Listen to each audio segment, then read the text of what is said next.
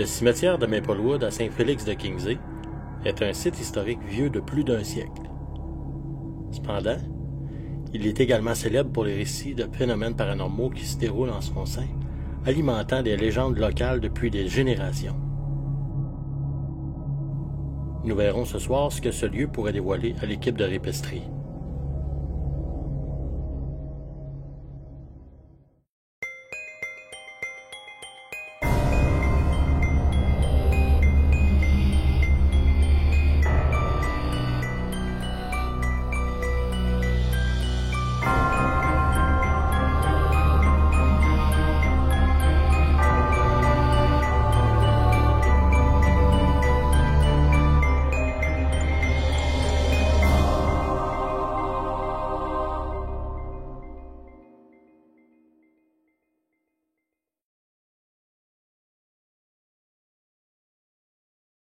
C'est quoi ce bâtiment-là, d'après toi?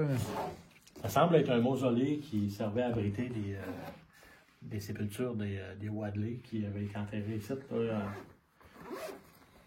quand même en bon nombre. Et la famille Wadley, je connais pas l'historique de cette famille-là, mais ça semble être une famille qui était importante à l'époque. On va essayer d'utiliser le nom Wadley pour voir si on n'aura pas une réponse tantôt. Comme je répète un peu ce que Steve m'a dit tantôt, off caméra. Ici, là, il y a des supports. Puis il y avait des cercueils là-dessus, Steve, qui était un par-dessus l'autre avant d'être enterré. J'ai l'impression que ça devait être à ça que ça servait. Sinon, moi, personnellement, j'en vois pas d'autre utilité. Mais je pense que oui, éventuellement, il va y avoir de la place. Moi. Je pense qu'il va y avoir de la place pour quelque chose comme un tas de cercueil ou quelque chose comme ça.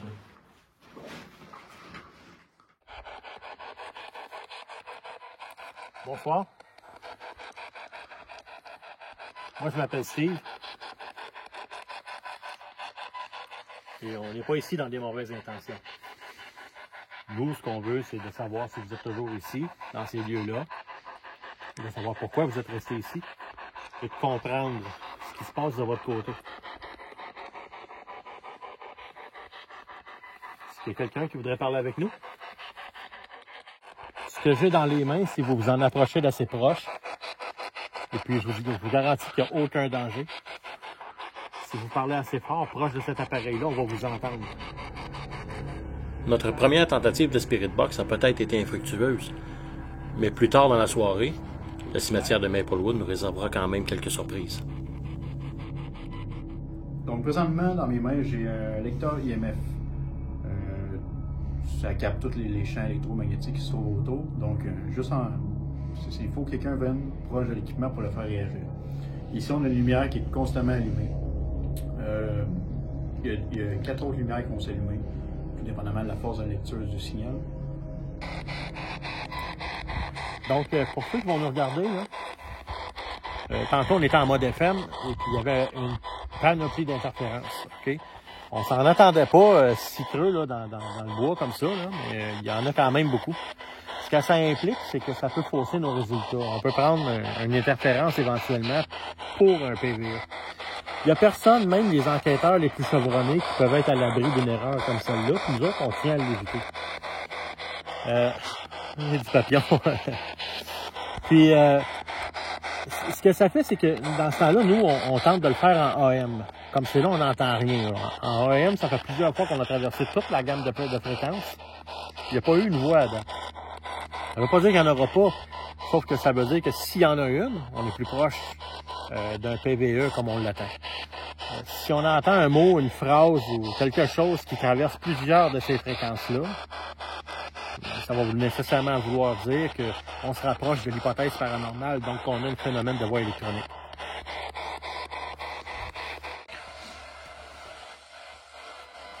Juste à côté de moi, ici, à côté de ma jambe, là,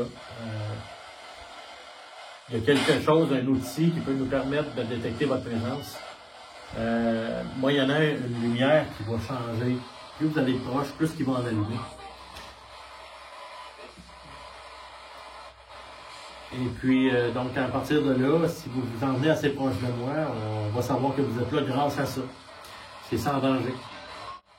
Là, je tiens juste à dire, pendant qu'on est dans la vidéo, Il y a un papillon vraiment fatigant qui se promène autour de nous. On va le voir. Regardez, vous venez de le voir, je suis pas venu. Il passe juste devant la caméra. Donc, on est très strict sur qu'est-ce qu'on va voir aujourd'hui. Puis on va vraiment dire la vérité. On ne cache rien. Puis on va vous dire oui ou non s'il y a des réponses, s'il y a des résultats. Comme là, le papillon, c'est absolument quelque chose de naturel. C'est pas un orbe, non, effectivement. Donc, on va continuer à faire un peu de spirit avant de sauter à d'autres choses.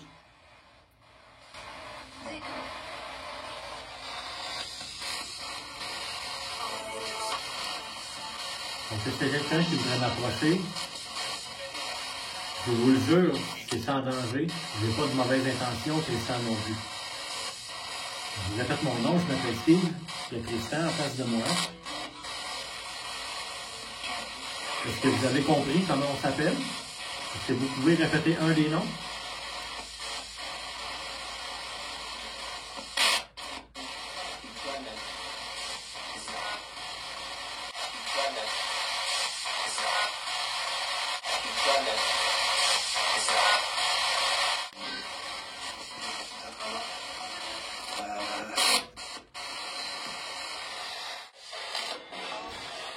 Est-ce que tu vas entendre l'interférence? L'interférence.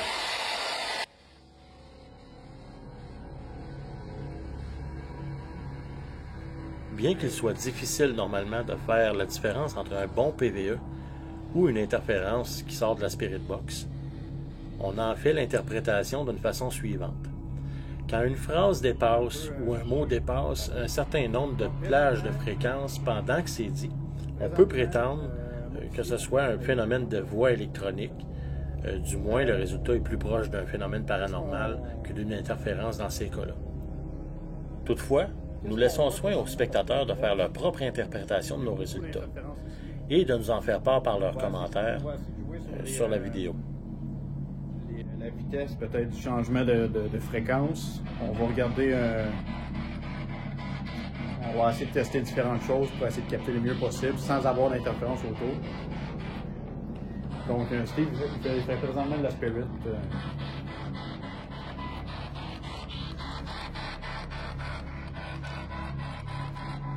C'est quelqu'un qui veut communiquer avec nous?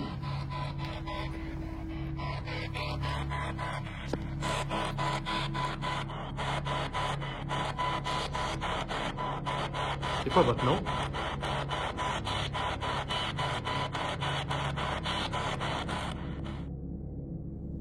Durant cette soirée d'enquête, nous avons également tenté d'obtenir des résultats avec une caméra thermique et une caméra infrarouge.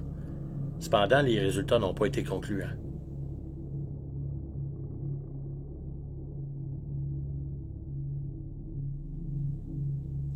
Lors de cette soirée, les résultats nous ont apparu un peu moins généreux que lors d'une dernière visite d'il y a quelques années. Le cimetière de Maplewood sera-t-il plus généreux envers nous lors de notre prochaine enquête?